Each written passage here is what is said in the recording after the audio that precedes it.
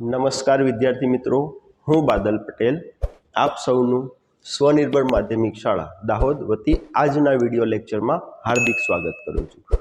વિદ્યાર્થી મિત્રો, આપણે જ્યારે ધોરણ 10 અને 12ની બોર્ડની પરીક્ષાની વાત કરીએ ત્યારે આપણા સૌના મનમાં એક પ્રશ્ન ઉત્પન્ન થાય છે કે સર, અમારે ધોરણ 10 અને 12ની બોર્ડની જો પરીક્ષા હોય તો એની જે સપ્લિમેન્ટરી હોય, આન્સર શીટ હોય, તેની અંદર જવાબ કઈ રીતે લખવાના, તેની અંદર અમે કોઈ ડિઝાઇન કરી શકીએ કે નહીં, તેની અંદર અમારે આકૃતિઓ કઈ રીતે દોરવાની, અથવા તો અમે બધું જ ભેગું કરીએ અને એમ કહીએ કે સપ્લિમેન્ટરીમાં અમારે કઈ રીતે લખવું કે જેથી કરીને અમને વધારેમાં વધારે ગુણ મળે અને સારામાં સારા ટકા અમે મેળવી શકીએ। તો વિદ્યાર્થી મિત્રો, આપ સૌના આ પ્રશ્નના ઉકેલ સાથે આજના વિડીયોને લઈને હું આવ્યો છું અને આજના વિડીયોનો આપણો ટોપિક જ આ છે કે ધોરણ 10 અને 12ની બોર્ડની જવાબ વહીમાં કઈ રીતે લખવું। વિદ્યાર્થી મિત્રો, સૌ પ્રથમ તો આપણને એ ખબર હોવી જોઈએ કે આપણી જે બોર્ડની સપ્લિમેન્ટરી છે એ કેવી આવે અને એ સપ્લિમેન્ટરીની અંદર કઈ રીતના હોય।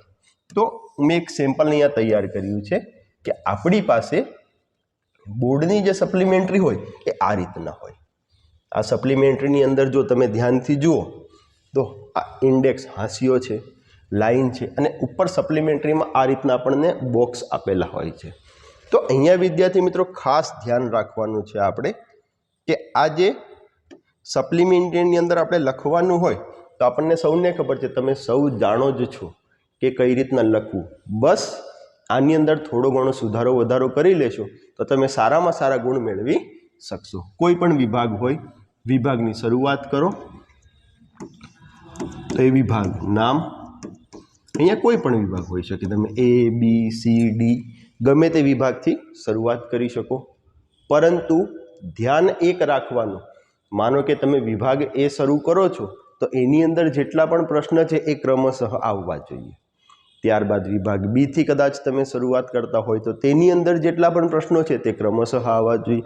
તે જ રીતે વિભાગ C હોય યા વિભાગ D હોય, તમારે દરેકે દરેક પ્રશ્ન તમારા ક્રમશઃ આવવા જોઈએ। અને જો કદાચ તમને એવું થાય કે મને આ પ્રશ્ન સર બરાબર નથી ફાવતો, અથવા તો આનો મને થોડો ઘણો જવાબ આવડે છે, મારે એના પર વિચાર કરવાની જરૂર છે, તો તમે એક કામ કરી શકો, એ પ્રશ્નનો જવાબ જે નંબર હોય એ નંબર મારી અને એની જગ્યા છોડી દેવાની। ત્યારબાદ તમારું જે બોર્ડનું પ્રશ્નપત્ર છે એની અંદરના તમને જેટલા પણ જવાબો આવડતા હોય એ લખાઈ જાય।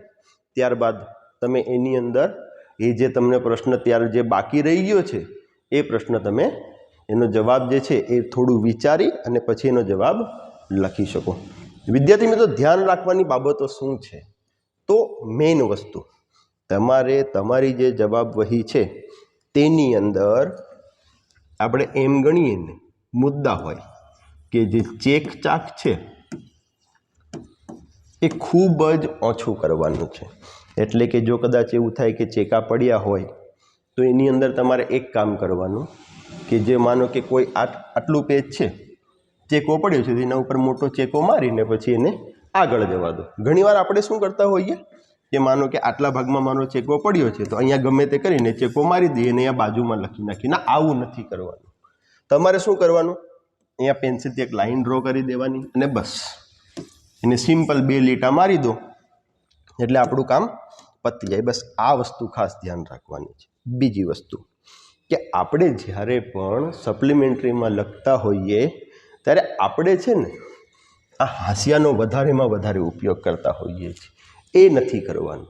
કારણ તો અહીંયા છે ને આપણે માનો કે કોઈ પણ પ્રશ્ન હોય, માનો કે વિભાગ હોય, તમે માનો કે 10મા નંબરનો પ્રશ્ન લખ્યો હોય, એ ગમે તે પ્રશ્ન હોય, તો એ પ્રશ્નની અંદર જ્યારે માનો કે વિજ્ઞાન હોય તો વિજ્ઞાનનો કોઈ એક સવાલ લઈએ આપણે, માનો કે સક્રિયતા શ્રેણીમાં મધ્યમાં રહેલી ધાતુઓનું નિષ્કર્ષણ, એ તમે સવાલ લખો છો, ધોરણ 10ની વાત કરીએ તો તેની અંદર માનો કે તમે અહીંયા કંઈ લખ્યું હોય તો જ્યારે બોર્ડની અંદર પ્રશ્નપત્ર તમારી જવાબ વહી ચેક કરવામાં આવે ત્યારે ત્યાં ચેક કરવાવાળા શું કરતા હોય તો અહીંયા ખરું કરી અને તમારા જે ગુણ જે છે ને અહીંયા લખતા હોય। માનો કે 3 ગુણ હોય તો 3 ગુણ આ રીતના લખી નાખે। એટલા માટે આપણે જે ઇન્ડેક્સ છે એ ઇન્ડેક્સનો ખૂબ ઓછો ઉપયોગ કરવાનો। ઇન્ડેક્સનો માત્ર ને માત્ર હું માનું ને તો તમારે પ્રશ્નનો નંબર લખવા માટે ઉપયોગ કરવાનો, બસ। એના સિવાય ત્યાં કોઈ પણ ઉપયોગ કરવાનો નથી. તો તમને એમ થાય કે સર અમારે કોઈ પણ પ્રશ્ન હોય તે પ્રશ્નની અંદર એરા મારવાના હોય, માટે લખવાનું હોય, બરાબર હોય, એવું બધું ક્યાં કરવાનું? તો એના માટે આપણે એક ફૂટપટ્ટીથી એક આપણો હાંસિયો લઈ લેવાનો, દોરી દેવાનો. એક માપ લઈ અને એની એ દોરી શકો. ત્યારબાદ હવે માનો કે તમે 10મા નંબરનો પ્રશ્ન લખો છો તો 10મો નંબર અહીંયા આવી, ત્યારબાદ જે કોઈ પણ એરા હશે એ આ રીતનું અહીંયા આવશે. આ ખાસ ધ્યાન રાખવાનું છે. બોર્ડની અંદર આમ તો સપ્લિમેન્ટરી તમે લખતા હો ને એની અંદર લખેલું હોય, નિયમો હોય કે માત્ર બ્લુ પેનથી લખવાનું. તો ધ્યાન રાખવાનું, લાલ, લીલી એવી કોઈ પણ રંગબેરંગી પેનનો આપણે કોઈ જાતનો ઉપયોગ કરવાનો નથી. કારણ એનું છે કે લાલ, લીલી અને કાળી બોલપેન જે છે ને એ તમારી જે જવાબ વહી છે એને ચેક કરવા માટે થતા હોય છે ઉપયોગ. એટલે એનો આપણે ઉપયોગ કરવાનો હોતો નથી. માત્ર ને માત્ર તમે બ્લુ પેનનો ઉપયોગ કરો અને પેન્સિલનો ઉપયોગ કરો, બસ. એના સિવાય કોઈનો ઉપયોગ આપણે કરવાનો થતો નથી. બીજી વસ્તુ ધ્યાન રાખવાની કે માત્ર જો મારી સલાહ માનો ને તો બ્લુ બોલપેનનો ઉપયોગ કરવાનો, જેલ પેનનો ઉપયોગ કરવાનો નહીં. ઘણીવાર એવું થતું હોય કે આપણે જેલ પેનનો ઉપયોગ કરીએ, આપણને ખબર છે કે આપણી જે બોર્ડની પરીક્ષા જે છે એ માર્ચ અને ફેબ્રુઆરીના એન્ડિંગના સમયમાં હોય, ગરમીનો સમય હોય, જેલ પેન હોય, ઉનાળાનો સમય હોય, તો એની જે ઇંક છે એ ઘણીવાર સ્પ્રેડ થવાની શક્યતા રહેતી હોય. તો એ વસ્તુ આપણે ધ્યાન રાખવાની કે આપણે કરવાનું શું, બ્લુ બોલપેનનો જ ઉપયોગ કરવાનો થાય છે. આ વસ્તુઓ, ઘણી બધી વસ્તુઓ છે વિદ્યાર્થી મિત્રો આમ તો, કે આપણે જે બોર્ડની પરીક્ષામાં જે જવાબ વહી છે એને જો લખવામાં ધ્યાન રાખીએ ને તો આપણે સારામાં સારા ગુણ મેળવી શકીએ. આ બધામાં મહત્ત્વની બાબત એક કે તમારે જે લખાણ છે ને એ લખાણ તમારા સારા અક્ષરે હોવું જોઈએ. આ મુખ્ય વાત. આપણા અક્ષર કેવા હોવા જોઈએ? તો સારા હોવા જોઈએ. બીજું, સ્વચ્છ લખાણ હોવું જોઈએ. ત્યારબાદ આપણી જે આકૃતિઓ છે એ આકૃતિ બિલકુલ નીટ એન્ડ ક્લીન, વ્યવસ્થિત હોવી જોઈએ. એક વસ્તુ તમે કરી શકો, આકૃતિ દોર્યા બાદ એ આકૃતિને તમે પેન્સિલથી અથવા તો બ્લુ બોલપેનથી બોક્સ બનાવી દો. આ બધી વસ્તુઓ નાની નાની ધ્યાન રાખશો ને તો તમારા પેપરની ઇમ્પ્રેશન કંઈક અલગ પડશે અને એ ઇમ્પ્રેશનને કારણે તમારા જે માર્ક્સ છે એ માર્ક્સ સારા આવી શકે. પણ ક્યારે? જો તમે બીજું ખાસ ધ્યાન રાખવાનું, લખવાનું કેવું? તો સાચું, ગપ્પા ઓછા મારવાના. લખવાનું કેવું રાખવાનું છે? સાચું. એની અંદર ગપ્પા આપણે મારવાના હોતા નથી. આ એક ખાસ ધ્યાન રાખવાનું છે. હવે તમે અહીંયા જોઈ શકો છો કે એક આન્સર શીટ છે. આ મારી પોતાની લખેલી છે અને આની અંદર મેં એક આદર્શ જવાબ વહી કઈ રીતે લખી શકાય, એટલે કે કોઈ પણ વિદ્યાર્થી આને અનુકરણ કરીને જો પોતાની બોર્ડની પરીક્ષામાં આ રીતના જો જવાબ વહી લખે તો બેસ્ટમાં બેસ્ટ કહેવાય. તે રીતે મેં એક જવાબ વહી તૈયાર કરી છે. આજે હું તમને બતાવું છું કઈ રીતે લખવાનું, એ ધ્યાન રાખવાનું છે ખાસ. સૌ પ્રથમ તો વિભાગ હોય. વિભાગ બાદ તમારે કેટલા ગુણનો પ્રશ્ન છે એની અંદર દરેકે દરેક એ મેન્શન કરી દેવાનું. ત્યારબાદ જો અહીંયા છે એક ઇન્ડેક્સ મેં દોરેલો છે અને અહીંયા જે કોઈ પણ જગ્યાએ છે, માત્ર જુઓ તમે ધ્યાન રાખો, માત્ર ને માત્ર શું છે તો નંબરિંગ છે ઇન્ડેક્સમાં. અહીંયા બીજું કંઈ પણ લખેલું નથી. હવે ખાસ ધ્યાન રાખવાનું, આ જે જગ્યા છે ને, કઈ જગ્યા? તો અહીંયા આ ઉપરના ભાગમાં આપણે કશું લખવાનું હોતું નથી. કારણ? તો કારણ એનું એ છે કે અહીંયા જે પણ તમે પ્રશ્ન લખ્યા હોય ને એ સેક્શનનું ફર્સ્ટ પેજ હોય. ફર્સ્ટ પેજ એટલે કે આપણે વાત કરીએ ને તો અહીંયા આ જે પહેલું પેજ છે તમારું સેક્શન, જ્યાંથી તમે શરૂઆત કરો છો અહીંયા, તો અહીંયા એ સેક્શનનું ટોટલ લખાતું હોય. એ ટોટલ લખવાનું હોય તો એ કોણ લખે? ત્યાં પેપર ચેક કરનાર શિક્ષક લખે. હવે આપણે અહીંયા કશું લખેલું હોય એમને લખવામાં કન્ફ્યુઝન થાય કે અમારે ક્યાં લખવું. તો આવી બધી છે ને નાની નાની વસ્તુનો આપણે અવોઇડ કરવાની, કે જેથી કરીને પેપર ચેક કરનારને સરળતા રહે અને એ સરળતાને લીધે આપણે સારામાં સારા માર્ક્સ જે છે તે મેળવી શકીએ। હવે જો આગળ જવા દઈએ, અહીંયા દરેકે દરેક પ્રશ્ન પણ મેં લખેલા છે। હું માનું છું ને કે આપણી પાસે ધોરણ 10 હોય યા 12 હોય, પ્રશ્નપત્રનો જે જવાબ વહી છે લખવા માટે 3.25 કલાકનો સમય છે। 15 મિનિટ તમને આગળની માહિતી ભરવા માટે આપે અને પછી તમે 3 કલાકની અંદર તમારે ધોરણ 10 હોય તો 80 ગુણનું પેપર લખવાનું હોય। જો ધોરણ 12 હોય, વિજ્ઞાન પ્રવાહ હોય તો એની અંદર તમે 50 ગુણના ઓએમઆર ભરવા માટે કલાક મળે અને 50 ગુણની સપ્લિમેન્ટરી કે એની અંદર લખવા માટે તમને 2 કલાક મળે। હું માનું છું ને વિદ્યાર્થી મિત્રો બહુ ઘણો જ સમય છે, ઇનફ સમય છે આપણી માટે। તો બિલકુલ વ્યવસ્થિત અને શાંતિથી શાંત ચિત્તે તમે લખશો અને જો તમારી તૈયારી સારી હશે, જવાબ તમને બધા જ આવડતા હશે તો તમે સારામાં સારા ગુણ તમે બોર્ડની પરીક્ષામાં મેળવી શકશો। હવે આગળ જવા દઈએ। આ તો વિભાગ એની વાત થઈ। આની અંદર ખાસ ધ્યાન રાખવાનું, જો ગણતરી આવતી હોય તો ગણતરી અહીંયા કરવાની હોતી નથી। અહીંયા માત્ર શું માંગ્યું છે તમને?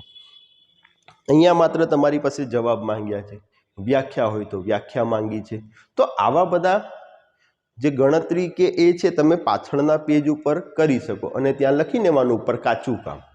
એ કાચું કામ કરી અને પછી તમે એને કરી નાખો અને પછી જ્યારે અંતમાં તમારું પેપર પૂરું થઈ જાય તો એના ઉપર પેન્સિલથી લીટો મારી દેવાનો। બસ આટલું જ કરવાનું હોય છે। મેઇન વસ્તુ આ ધ્યાન રાખવાની, કાચું કામ ક્યાંય આપણે સપ્લિમેન્ટરીમાં સવાલની આજુબાજુમાં કરવાનું હોતું નથી। જો ખાલી જગ્યા છે કે માછલીઓમાં માનવ કરતાં શ્વસન દર ખાલી જગ્યા હોય છે તો એ ખાલી જગ્યા આખી મેં લખી છે ને ખાલી જગ્યાની અંદર જવાબ લખ્યો છે। તો આ બધી જ વસ્તુઓ ધ્યાન રાખવાની। આ વિભાગ એ થયો। ત્યારબાદ આપણે ખાસ ધ્યાન રાખવાનું છે વિભાગ બી, સી અને ડી કે જેની અંદર મોટા પ્રશ્નો લખવાના હોય છે ને એ ખાસ ધ્યાન રાખવાનું હોય છે। જેમ કે અહીંયા, જેમ કે વિભાગ બી છે, અહીંયા લખેલું છે કે દરેક પ્રશ્ન જે છે એના 2 ગુણ। હવે પ્રશ્ન છે કે જ્યારે એસિડના દ્રાવણને મંદ કરવામાં આવે ત્યારે હાઇડ્રોનિયમ એટલે કે H3O+ ની સાંદ્રતાને કેવી રીતે અસર થાય છે? આપણે ઘણીવાર શું કરતા હોઈએ ખબર? જવાબ લખીએ ને તો આપણે સીધું લખી નાખીએ કે ભાઈ આને આ અસર થાય છે, હાઇડ્રોનિયમ આયન છે તો એની સાંદ્રતા ઘટે છે, જેના કારણે આની અંદર એસિડમાં પાણી ઉમેરીએ તો ઉષ્મા ઉત્પન્ન થાય છે, ઉષ્માક્ષેપક ના। શરૂઆત આવી રીતે ક્યારેય કરવાની હોતી નથી। તમે શરૂઆત દેખો શું કીધું છે, તો જ્યારે એસિડના દ્રાવણને મંદ કરવામાં આવે છે, એની માટે પાણી ઉમેરવામાં આવે છે ત્યારે નીચે પ્રમાણે પ્રક્રિયા થાય છે। આ વસ્તુ ખાસ ધ્યાન રાખવાનું, જો અહીંયા લખેલું છે નીચે પ્રમાણે પ્રક્રિયા થાય છે। એટલે કે આપણો એક મુદ્દો તો ત્યાં જ ઉમેરાઈ ગયો કે આપણે શું કર્યું, અહીંયા એક મુદ્દો નવો ઉમેરી દીધો। હવે ધ્યાન રાખવાની વાત એ છે, જો અહીંયા નીચે જવા દઈએ, અહીંયા જુઓ તમે છે ઇન્ડેક્સમાં કશું જ નથી, મેન પોઈન્ટ છે તો એનો એરો મારેલો છે, સબ ટોપિક છે તો ડેશ કરેલા છે। બસ આ જ વસ્તુ કરવાની છે, એક્સ્ટ્રા કશું કરવાનું હોતું નથી। માત્ર નાની નાની વાતો ધ્યાન રાખશો ને તમારું પેપર શ્રેષ્ઠ થશે અને શ્રેષ્ઠ પેપરના તમે સારામાં સારા ગુણ મેળવી શકશો। હવે આગળ જઈએ। જો શું કીધું, જ્યારે એસિડમાં પાણી ઉમેરવામાં આવે ત્યારે H3O+ આયન અને ઋણ આયન વિભાજિત થાય છે। આપણને ખબર છે કે પાણીની અંદર આપણે એસિડ ઉમેરીએ કે એસિડમાં આપણે પાણી ઉમેરવામાં આવે ત્યારે થાય શું, તો OH- અને H3O+ આ બંને છૂટા થાય અને છૂટા થાય ત્યારે શું થાય, તો જ્યારે દ્રાવણને મંદ કરવામાં આવે છે ત્યારે દ્રાવણનું કદ વધે છે પણ તેમાં રહેલા આયનોની સંખ્યા સમાન રહે છે। એટલે કે થાય શું, એસિડની અંદર જે કોઈ પણ આયનો હશે કે જે એસિડિકતાનો ગુણધર્મ ધરાવતા હશે એ આયનોમાં તો વધારો થવાનો જ નથી, કારણ તો આપણે પાણી ઉમેરી રહ્યા છે। અને ત્યારબાદ શું કીધું છે, એકમ કદમાં હાઇડ્રોનિયમ આયનની સાંદ્રતામાં ઘટાડો થાય છે, એટલે કે આયનની સાંદ્રતામાં ઘટાડો થાય છે। તો આ રીતના જવાબો લખવાના હોય છે। ત્યારબાદ જો અહીંયા ટીપાઉપણું અને તણાવપણુંનો અર્થ સમજાવવાનો છે, તો અહીંયા લખેલું છે ટીપાઉપણું પહેલાં હેડિંગ મારી દીધું, ત્યારબાદ એની વ્યાખ્યા કે શું કહેવાય છે ટીપાઉપણું, ત્યારબાદ ઉદાહરણ કે કયું ધાતુ જે છે એ ટીપાઉપણુંનો ગુણધર્મ ધરાવે છે, ત્યારબાદ તણાવપણું એ નીચે જવા દઈએ તો વિદ્યાર્થી મિત્રો, આ બધી જ બાબતોને ધ્યાન રાખી અને તમે પેપર લખશો, તમારું પેપર શ્રેષ્ઠ અને ઉત્તમ થશે. હવે જો તમે ઘણી બધી જગ્યાએ છે ને અહીંયા એક વસ્તુ નોટ કરતા હશો કે મેં કોઈ પણ મુદ્દો લખ્યો છે ને, તો એ મુદ્દો લખ્યા પછી એક લાઇનની જગ્યા છોડેલી છે. એનાથી થાય શું? તમારું પેપર વ્યવસ્થિત જોવાય, તમારું પેપર જે છે એ છૂટું છૂટું અને સ્વચ્છ અક્ષરે લખવાનું. પહેલાં જ મેં તમને એક વાત કીધી કે તમે જ્યારે બોર્ડની અંદર પેપર તમારું લખીને મોકલો છો, જે વ્યક્તિ પેપર ચેક કરતો હશે એ તમને ઓળખતો હોતો જ નથી કે કયા વિદ્યાર્થીનું પેપર હોય છે. કારણ કે તમારી જે સપ્લિમેન્ટરી છે એની ઉપર તો બારકોડ હોય. હવે તમને નથી ઓળખતો, તમે ભલે ને હોશિયાર છો, તમારા અક્ષર ખરાબ હશે ને તો પહેલી વારમાં જ એના મનમાં એક જ ઇમ્પ્રેશન થઈ જશે કે આમાં મજા નથી. હા, વસ્તુ અલગ છે કે એ પછી જ્યારે પેપર ચેક કરશે, સારા ગુણ આવશે તો એ સમજી જશે કે ભાઈ વિદ્યાર્થી હોશિયાર છે પણ અક્ષર થોડા ખરાબ છે. પણ હું માનું ત્યાં સુધી જો સ્વચ્છ અને સારા અક્ષરે લખવાનો પ્રયત્ન કરશો તો તમારી જે પેપરની પહેલી નજરમાં જે ઇમ્પ્રેશન હશે ને એ ખૂબ સારી પડશે અને એ તમને માર્ક્સ મેળવવામાં મદદરૂપ થશે. જો અહીંયા કોઈ પણ જગ્યાએ જે છે તે કોઈ પણ જગ્યાએ ચેકાચાક. હવે જો ખાસ દાખલા હોય તો દાખલાની અંદર જે તે વિગત હોય ને એ સ્ટાર્ટિંગમાં લખી નાખવાની. જેમ કે અહીંયા કીધું છે કે 12 વોલ્ટ વિદ્યુત સ્થિતિમાનનો તફાવત ધરાવતા બે બિંદુઓ વચ્ચે 2 કુલમ્બ વિદ્યુતભાર લઈ જવા માટે કેટલું કાર્ય કરવું પડે. તો અહીંયા બે વસ્તુ આપેલી છે આપણને. એક તો વિદ્યુત સ્થિતિમાનનો તફાવત એટલે કે વોલ્ટ આપેલો છે અને વિદ્યુતભાર એટલે કે 2 કુલમ્બ. તો એ વસ્તુ આપણે પહેલાં લખવાની. ત્યારબાદ તમારે જે વસ્તુ શોધવાની છે, આપણને કીધું છે કાર્ય, તો કાર્યનું હેડિંગ મારીને એની ગણતરી કરી નાખવાની.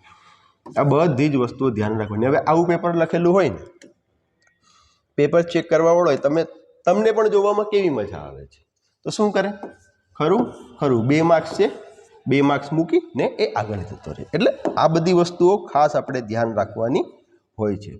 નીચે જવા દો. જો આ બીજો દાખલો છે તો દાખલાની અંદર છે ને માહિતી પહેલાં લખેલી છે, હે ને?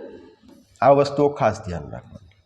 ત્યારબાદ હવે માનો કે આ છે કે વિદ્યુત પ્રવાહ આધારિત તારની નજીક મૂકેલા ચુંબકીય સોયનું કોણાવર્તન સમજાવો. તો આ કોણાવર્તન માટે જો અહીંયા છે કે વિદ્યુત પ્રવાહ આધારિત તારની નજીક મૂકેલી સોય કોણાવર્તન નીચે મુજબ થાય છે. તો આ વસ્તુ ખાસ ધ્યાન રાખવાની. તમે પહેલો મુદ્દો જે છે અને છેલ્લો મુદ્દો જે છે, આપણે કોઈ પણ વાતની શરૂઆત કરીએ ને તો પહેલું શું હોય? ઇન્ટ્રોડક્શન. ને ત્યારબાદ અંતમાં શું હોય? તો ઉપસંહાર હોય. ઉપસંહાર એટલે કે આપણે જે કોઈ પણ માહિતી આપી છે એ માહિતી કોના વિશે છે, શું છે, એ આપણે 1 અથવા 2 લીટીમાં બ્રીફમાં લખવાનું હોય છે. જો અહીંયા શરૂઆતમાં શું છે તો નીચે પ્રમાણે છે. ત્યારબાદ શું છે? જો જ્યારે તારની નજીક ચુંબકીય સોય મૂકી દેવામાં આવે ત્યારે તે જે દિશામાં ગોઠવાયેલી હોય તે દિશામાં રહે છે. એટલે કે જ્યારે તમે ચુંબકીય સોયને મૂકો છો ને વિદ્યુત પ્રવાહ પસાર કરો છો, જો ચુંબકીય સોય જો તારની નજીક હશે તો એ કોણાવર્તન દર્શાવશે. તારથી બહુ દૂર હોય તો એ કોણાવર્તન દર્શાવી શકતી નથી. અને જે કોણાવર્તન થવાનું હશે તો એની અંદર થશે જ પછી. અને જો અંતમાં કે આમ આવી રીતે ચુંબકીય સોયમાં થતા કોણાવર્તનની માહિતી સૌપ્રથમ હેન્સ ક્રિશ્ચિયન ઓસ્ટ્રેડે આપી હતી. એટલે કે આ બધી જ વસ્તુઓ કરવાની હોય છે. આ બધી વસ્તુઓ ખાસ ધ્યાન રાખવાની હોય છે આપણે.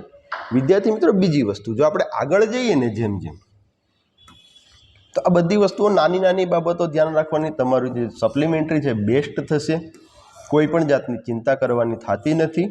આ ખાસ ધ્યાન રાખવાનું કે તમારે જવાબવહી કઈ રીતના લખવાની. જો અહીંયા છે લાસ્ટમાં ફરી આમ આપણે સાવચેતી રાખીએ કે કુદરતી સ્ત્રોતોના હેતુઓને સિદ્ધ કરી શકીએ. તો તમારે જે કોઈ પણ સવાલ જે રીતના પૂછેલો હોય તે રીતના એનો અંતમાં ઉપસંહાર લખવાનો હોય છે. હવે વાત આકૃતિઓની, તો આકૃતિઓ જોઈ લઈએ કઈ રીતના દોરવાની હોય છે અને એની અંદર કઈ રીતના લખવાનું હોય છે. જો ખાસ તફાવત, તો તફાવતમાં વધારે મોટી મોટી લાઈનો નથી કરવાની હોતી. અહીંયા ડબલ લાઈન કે એવું કશું નથી હોતું. માત્ર એક બોક્સ દોરી દેવાનું પેન્સિલથી વ્યવસ્થિત અને તફાવત તમે લખી શકો. ત્યારબાદ આકૃતિઓ જોઈ લઈએ આપણે.